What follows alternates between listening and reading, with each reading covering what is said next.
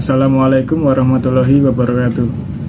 Pada kesempatan kali ini, kami dari kelompok 7 akan mempresentasikan hasil diskusi kami tentang haji dan umroh. Pertama-tama izinkan kelompok kami untuk memperkenalkan anggota kelompok kami. Yang pertama ada Dini Damayanti dengan NIM 215221251. Lalu Anissa Nur Cahyani dengan NIM 215221262. Kemudian Rahmat Edi Santoso dengan NIM 215221271. Yang terakhir Adi Paramesti dengan NIM 215221280. Untuk selanjutnya penjelasan materi oleh Mbak Anissa Nur Cahyani. Pengertian haji. Haji secara bahasa berasal dari kata hajja yahujju hujan yang berarti berkunjung. Sedangkan secara istilah, haji adalah berkunjung ke Baitullah untuk melakukan serangkaian ibadah di tempat-tempat tertentu dengan mengharap ridha Allah. Tempat-tempat tertentu yang dimaksud tersebut ialah Ka'bah, Safa dan Marwah, Musdalifah dan Arafah. Sedangkan pengertian umroh secara bahasa berarti ziarah. Secara istilah, umroh adalah menziarahi Ka'bah, melakukan tawaf di sekelilingnya, bersa'i dari Safa ke Marwah, dan mencukur rambut dengan cara tertentu atau tahallul. Perbedaan antara haji dan umroh terletak pada waktu pelaksanaannya. Jika haji biasa dilakukan pada awal bulan Syawal hingga Hari Raya Idul Adha, maka berbeda dengan umroh yang tidak terikat dengan waktu pelaksanaannya. Dalil mengenai haji dan umrah terdapat pada Quran Surat Al-Imran ayat 96 sampai dengan 97 yang berbunyi, A'udzu billahi minasyaitonir rajim. Bismillahirrahmanirrahim. Inna awwala baitin wudi'a lin-nasi lalladzi bi Bakkata mubarakan wa hudaw lil alamin. Fihi ayatum bayyinatum maqamu Ibrahim wa man dakhalahu kana amina. Walillahi 'alan nasi hajjul baiti man istata'a ilaihi sabila. Wa man kafara fa innallaha ghaniyyun 'anil 'alamin. Shadaqallahul adzim. Pembahasan yang selanjutnya yakni mengenai rukun haji dan umroh. Terdapat perbedaan mengenai rukun haji dan wajib haji. Wajib haji apabila tidak mengerjakan salah satunya, maka dapat menggantinya dengan membayar denda. Sedangkan apabila tidak mengerjakan salah satu dari rukun haji, maka hajinya dianggap tidak sah atau batal. Terdapat 6 rukun haji. Yang pertama yakni ihram atau berniat. Ihram wajib dimulai mikotnya, baik mikot zamani maupun mikot makani. Sebelum melaksanakan ihram, ada beberapa sunnah yang dapat dikerjakan seperti mandi, menggunakan wangi-wangian, mencukur kumis, dan memotong kuku. Antara laki-laki dan perempuan memiliki perbedaan dalam segi berpakaian. Laki-laki memakai pakaian yang tidak dijahit dan tidak menggunakan penutup kepala. Sedangkan untuk perempuan memakai pakaian yang menutup seluruh aurat seperti hendaknya ketika bersolat. Yang kedua yakni wukuf di Arafah. Wukuf dilakukan pada tanggal 9 Dzulhijjah waktu duhur. Pada wukuf hendaknya kita memperbanyak zikir serta berdoa kepada Allah Subhanahu wa taala. Yang ketiga yakni tawaf ifadah. Tawaf adalah mengelilingi Ka'bah sebanyak 7 kali. Saat melaksanakan tawaf harus dalam keadaan suci, baik dari hadas kecil maupun hadas besar. Tawaf dimulai dari arah Hajar Aswad dengan posisi Ka'bah berada di sebelah kiri orang yang mengelilinginya. Terdapat 5 macam tawaf, di antaranya yaitu tawaf kudum, tawaf ifadah, tawaf sunnah, tawaf nazar, dan tawaf wada. Yang keempat yakni sa'i. Sa'i adalah lari-lari kecil dari Bukit Safa ke Bukit Marwah. Penjelasan mengenai sa'i terdapat dalam Quran surat Al-Baqarah ayat 158 yang bunyinya yaitu A'udzu billahi minasyaitonir rajim. Innas safa wal marwata min sya'airillahi faman hajjal baita aw i'tamara fala junaha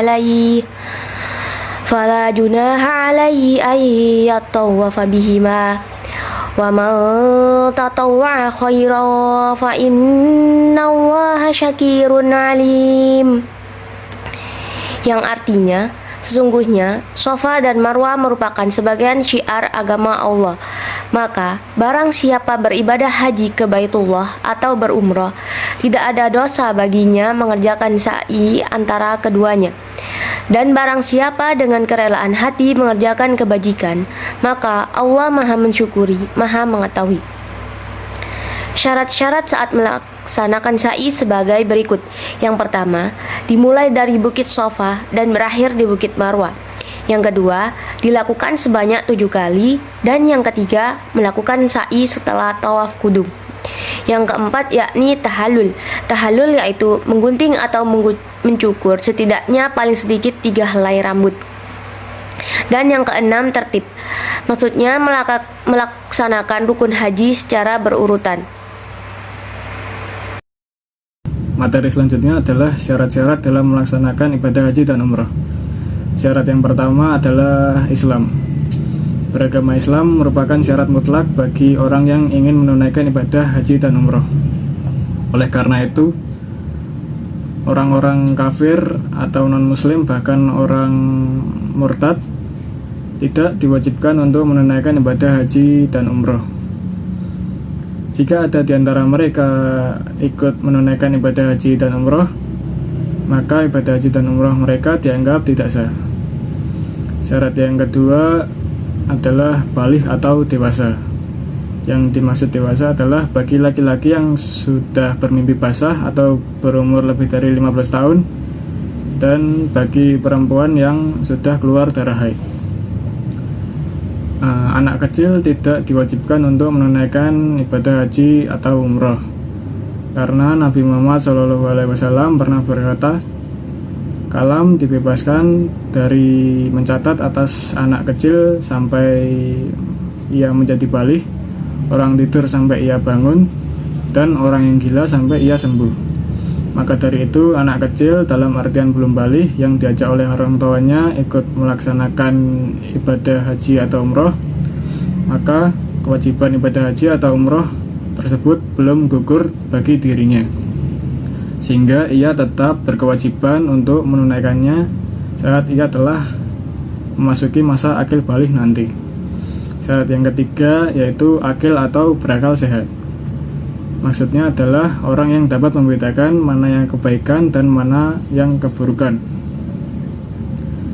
Atau setiap orang muslim yang waras, tidak mengalami gangguan mental atau kejiwaan, atau bisa disebut tidak gila, maka ia berkewajiban untuk menunaikan ibadah haji.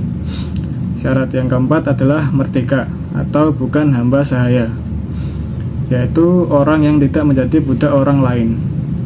Budak tidak diwajibkan untuk menunaikan ibadah haji karena ia sedang melaksanakan kewajiban yang dibebankan oleh tuannya. Padahal menunaikan ibadah haji memerlukan waktu yang lama, kecuali tuannya memberikan izin. Biasanya budak tergolong orang yang tidak mampu dari segi biaya, waktu, dan lain-lain. Syarat selanjutnya yaitu mampu. Wajib haji harus mampu dalam perjalanan atau transportasi, mampu harta, dan mampu badan atau sehat jasmani dan rohani. Untuk lebih jelasnya yaitu yang pertama jasmani, meliputi sehat, kuat, dan sanggup secara fisik melaksanakan ibadah haji. Yang kedua mampu rohani, meliputi mengetahui dan memahami manasik haji, berakal sehat, dan memiliki kesiapan mental untuk melaksanakan haji dengan perjalanan yang jauh. Kemudian mampu ekonomi, meliputi mampu membayar biaya perjalanan ibadah haji atau BPIH yang ditentukan oleh pemerintah dan berasal dari usaha atau harta yang halal. Lalu biaya haji yang dibayarkan bukan berasal dari satu-satunya sumber kehidupan, yang apabila sumber kehidupan itu dijual terjadi kemudaratan bagi diri dan keluarganya. Kemudian memiliki biaya hidup bagi keluarga yang ditinggalkan. Kemudian yang keempat, mampu keamanan, meliputi aman dalam perjalanan dan pelaksanaan ibadah haji. Lalu aman bagi keluarga dan harta benda serta tugas dan kewajiban atau tanggung jawab yang ditinggalkan. Lalu tidak terhalang, misalnya mendapat kesempatan atau izin perjalanan haji, termasuk mendapatkan kuota tahun berjalan atau tidak mengalami pencekalan. Adapun syarat wajib khusus bagi kaum perempuan yang ingin menunaikan ibadah haji, selain harus memenuhi 5 syarat tadi, yaitu kaum perempuan harus didampingi oleh suami atau perempuan yang dipercayai atau juga mahram yang menyertainya. Jika syarat-syarat tersebut telah terpenuhi, maka insya Allah ibadah haji kita diterima oleh Allah Subhanahu wa Ta'ala. Sunnah dalam melaksanakan haji dan umroh. Berikut ini beberapa sunnah saat melaksanakan ibadah haji dan umroh. Yang pertama, cara melaksanakan haji dan umroh terdapat 3 bagian sunnah, yaitu A. Ifrad, dilakukan haji terlebih dahulu, selanjutnya melaksanakan umroh. Yang B. Tamatu, yaitu melaksanakan umroh terlebih dahulu, selanjutnya melaksanakan haji. Yang C yaitu Khiron, ibadah haji dan umroh dilaksanakan secara berdampingan. Yang kedua, membaca talbiyah selama ihram hingga melempar jumrah. Yang tiga, berdoa setelah membaca talbiyah. Yang keempat, berzikir selama melaksanakan tawaf. Yang kelima, setelah 2 rakaat setelah tawaf. Yang keenam, masuk ke dalam Ka'bah. Selanjutnya yaitu larangan-larangan saat melaksanakan ibadah haji. Adapun larangan-larangan yang tidak boleh dilakukan adalah sebagai berikut. Yang A, larangan bagi jamaah laki-laki. Pertama, jemaah laki-laki tidak boleh memakai pakaian yang berjahit. Yang kedua, memakai tutup kepala. Yang ketiga, memakai sepatu yang menutupi mata kaki sewaktu dalam masa ihram. Selanjutnya larangan bagi jamaah perempuan. Yang pertama, memakai tutup muka. Yang kedua, memakai sarung tangan. Dan selanjutnya adalah larangan bagi jamaah laki-laki dan perempuan. Yang pertama, memotong kuku. Yang kedua, memotong dan mencabut rambut kepala, mencabut bulu dan lainnya. Ketiga, memakai wangi-wangian. Yang keempat, membunuh binatang darat. Yang kelima, mengadakan perkawinan, mengawinkan orang lain atau menjadi wakil dalam pernikahan. Yang keenam, bercemburu rayu dengan sahabat atau bersenggawa. Yang ketujuh, mencaci maki, mengumpat, bertengkar, mengucapkan kata-kata kotor. Yang kedelapan, memotong dan menebang pohon yang tumbuh di tanah suci. Pembahasan selanjutnya yakni mengenai hukum mengerjakan ibadah haji dan umroh. Hukum mengerjakan ibadah haji yakni wajib bagi setiap muslim yang mampu. Wajib dalam ibadah haji atau umroh adalah sesuatu yang jika diabaikan secara keseluruhan atau tidak memenuhi syaratnya, maka haji atau umroh tersebut tetap sah, tetapi dengan catatan orang yang bersangkutan harus melaksanakan sanksi yang telah ditetapkan. Misalnya, tidak melempar jumroh, maka ia harus mengganti dengan membayar denda. Sesuatu yang sunnah bila dilakukan atau sesuatu yang makruh bila ditinggalkan, maka akan mendukung kesempurnaan haji atau umroh. Sedangkan untuk sesuatu yang mubah tidak berdampak apapun terhadap ibadah bila ditinggalkan sekalipun. Umroh sendiri hukumnya adalah mutahabah, yang artinya baik untuk dilakukan dan tidak diwajibkan atau tatawu, tetapi baik dilakukan untuk mendekatkan diri kepada Allah. Melakukannya lebih utama daripada meninggalkannya. karena tatawuh memiliki ganjaran pahala pula. Materi yang selanjutnya adalah hikmah ibadah haji. Hikmah ibadah haji sebagai berikut. Yang pertama, menyempurnakan keislaman. Haji merupakan salah satu rukun Islam. Jika salah satu rukunnya kurang, maka tidak akan sempurna. Untuk dapat menyempurnakan keislaman, seorang muslim diwajibkan untuk berhaji sekali dalam seumur hidupnya. Yang kedua adalah menghapus dosa. Salah satu langkah yang akan menghapus semua dosa bagi umat akhir zaman sekarang adalah dengan menggapai haji yang mabrur. Yang ketiga, melipat gandakan pahala. Yang keempat, meningkatkan iman dan takwa kepada Allah Subhanahu wa taala. Jika seorang muslim telah melaksanakan ibadah haji, maka itu berarti ia telah menggapai pondasi keislaman sehingga lebih kokoh dan sempurna. Yang kelima, memperoleh maghfirah dan ampunan dosa dan noda. Yang keenam, tergabungnya doa dan permohonan.